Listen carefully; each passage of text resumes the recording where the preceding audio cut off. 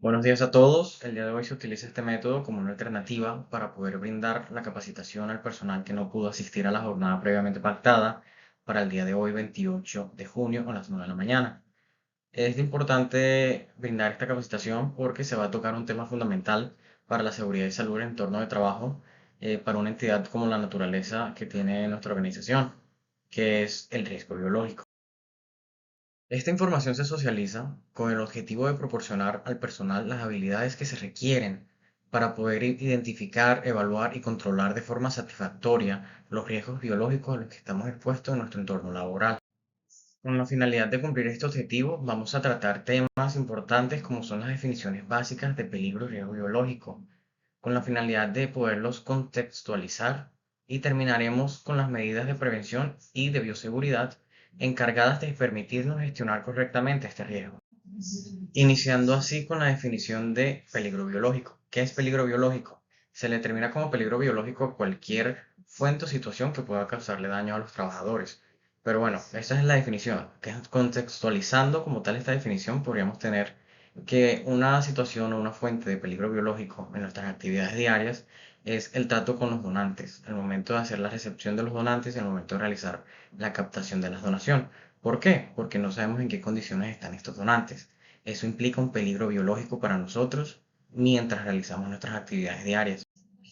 Asimismo, también encontramos la definición de riesgo biológico, que esta viene siendo la combinación de que ocurra una exposición a estos agentes de peligro biológico y la severidad que esta exposición puede tener sobre los trabajadores. Un ejemplo claro o una contextualización de la misma viene siendo si dentro de nuestras funciones diarias nos encontramos expuestos a un pinchazo. También podemos tener en cuenta que esto puede tener el riesgo de transmitirnos a nosotros enfermedades o infecciones. Entonces esto viene siendo el riesgo biológico en nuestras actividades diarias. Procedemos entonces a tratar un tema que vienen siendo los factores de riesgo biológicos, que estos funcionan como una de las herramientas principales para la gestión correcta del riesgo biológico. ¿Por qué? Porque estas son como tal las condiciones, conductas o situaciones que nos exponen a un mayor riesgo de presentar un accidente de tipo biológico. Estos factores son estar en contacto con los donantes, la manipulación de las donaciones, el manejo de elementos cortopunzantes, manejo de residuos, limpieza y mantenimiento de equipos. No todos los trabajadores están expuestos al mismo nivel de riesgo biológico. ¿Por qué? Un ejemplo claro sería la señora Melsi, que recibe como tal la recepción de los donantes. Ella no está expuesta al mismo nivel de riesgo biológico que alguien de procesamiento. ¿Por qué? Porque el auxiliar de procesamiento sí se encarga como tal de realizar flebotomías, de realizar el manejo de las donaciones. Entonces el nivel de exposición es mayor. Los factores de riesgo biológico previamente mencionados pueden causar la materialización de accidentes biológicos. Pero, ¿qué son estos accidentes biológicos? Bueno, estos accidentes biológicos hacen referencia a los eventos en los cuales se presenta la exposición del individuo a agentes biológicos y puede estar en riesgo de contraer enfermedades o favorecer el desarrollo de enfermedades dentro de nuestro organismo. Es importante también conocer de qué forma se presentan los accidentes de riesgo biológico, porque se pueden presentar de diferentes formas o podemos interpretar de forma errónea que es un accidente biológico. Estos se pueden presentar en primera instancia por lesiones percutáneas, que puede ser por una punción o una cortadura. Estábamos realizando el sellado de la aguja de donación y nos hubo una punción, ya fue un accidente biológico.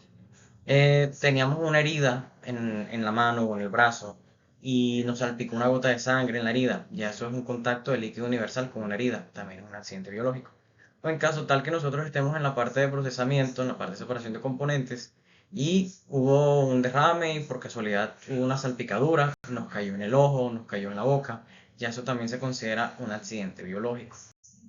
En total, todas las medidas que se aplican para prevenir los accidentes de tipo biológicos, si estas llegan a fallar y sucede lo inevitable de que pasó un accidente de tipo biológico, debemos saber qué hacer en caso de que este se presente. Al momento de que esto se materialice, debemos seguir las siguientes instrucciones. Primero es que debemos interrumpir el procedimiento de forma absoluta.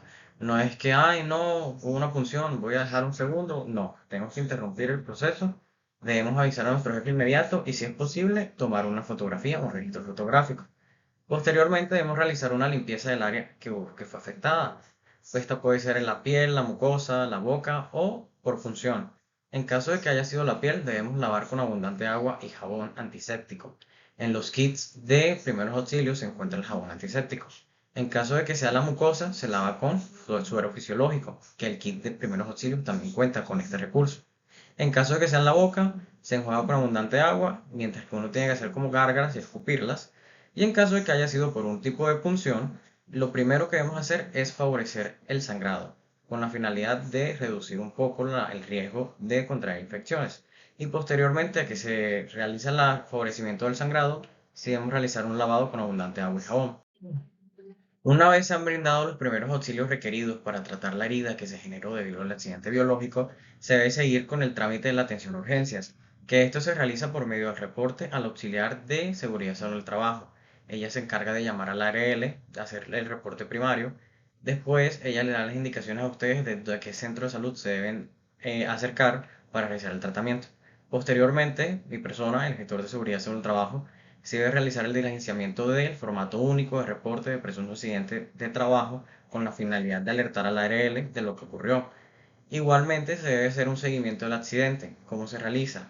Realizando la investigación pertinente y también a la espera de las indicaciones de la ARL, que ella también a medida que se realicen los exámenes de laboratorio determina si es necesario hacer un seguimiento continuo o no. Es importante realizar el paso a paso de las recomendaciones emitidas para tratar los accidentes biológicos, ya que estos no son solo unos accidentes que van a generar una fatalidad, sino que son accidentes que pueden generar en nuestros organismos enfermedades crónicas. Entonces no es algo de que pasó una fatalidad, entonces ya todo quedó ahí, no. Es algo que nos puede generar a nosotros y comprometer nuestra calidad de vida con enfermedades que van a ir a lo largo de esto.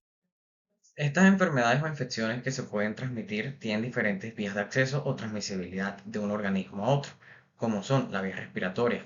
Cuando el COVID-19 estaba en su auge, por ejemplo, su vía de transmisibilidad era la vía respiratoria, de un receptor, de un transmisor a un receptor.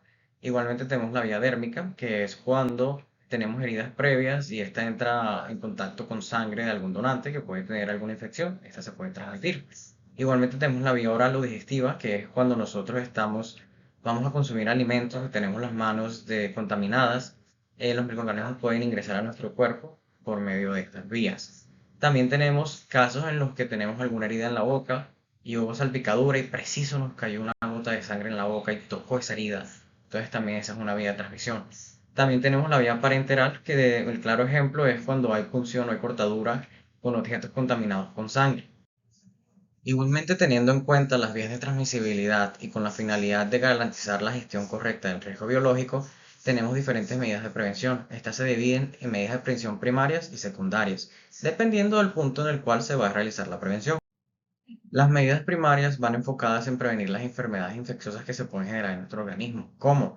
Por medio del cumplimiento de los esquemas de vacunación, por medio del uso de los elementos de protección personal, por medio de contenedores específicos, utilizamos los guardianes de forma correcta, las canecas rojas, autocuidado, sonar egoísta, pero en la seguridad en el trabajo siempre debemos anteponer nuestra salud sobre todo lo demás. Primero yo, segundo yo y tercero yo. También tenemos el lavado de las manos para evitar las vías de ingreso como son la oral o digestiva del microorganismo en nuestro cuerpo, y los protocolos de muestra y protocolos de atención de donantes determinados por el área de procesamiento.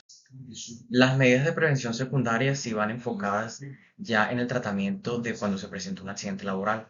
Como pueden observar igualmente, se menciona lo de que es el tema de limpiar y desinfectar las heridas.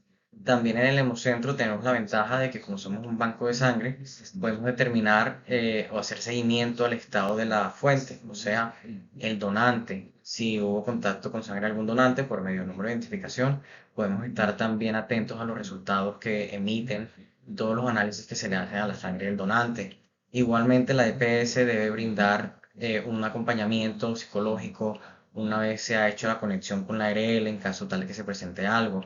Igualmente, también se le deben brindar la atención médica o los medicamentos requeridos una vez se ha presentado un accidente biológico. Una recomendación personal desde el área de seguridad en el trabajo es que por favor atiendan a los estados de emergencia. Si se presenta un accidente biológico, hagan caso a las indicaciones que se dan desde el área de seguridad en el trabajo. Si se les dicen que atiendan de forma inmediata el llamado de asistir al centro médico, vayan de forma inmediata. El trabajo los va a esperar al día siguiente o si les dan incapacidad, tiempo que se acabe la incapacidad. Pero primero tiene que estar su salud y su atención médica. Finalmente, también dentro de la organización se establecen medidas de bioseguridad con la finalidad de controlar el riesgo biológico. Iniciamos preguntándonos qué es la bioseguridad. Bueno, la bioseguridad son todas aquellas medidas preventivas que se encargan de mantener el control de factores de riesgo laborales procedentes de estos agentes biológicos. logrando reducir el impacto nocivo que pueden tener estos sobre nuestro organismo y nuestra salud. Las medidas de bioseguridad tienen objetivos muy claros y muy concisos, que son disminuir los accidentes de riesgo por factores de riesgo biológico, proteger la salud de los trabajadores, evitar la transmisión de microorganismos y proteger igualmente a los donantes de contaminación cruzada, porque hay casos en los que si estamos realizando una venopunción en un donante, nos deberíamos cambiar los guantes para realizar venopunción a otro donante, porque igualmente puede haber contaminación cruzada de un donante al otro. En conclusión, a pesar de que la organización tiene un compromiso tanto con los donantes como con los trabajadores de garantizar su salud y su seguridad dentro de las instalaciones, el compromiso es de todos. Todos somos responsables de nuestra salud, todos debemos ser nuestro propio héroe. No es que yo tengo 10 años de experiencia, yo tengo 8 años de experiencia. La experiencia no nos brinda sino la forma adecuada de hacer nuestras tareas, pero un exceso de confianza no nos brinda nada bueno.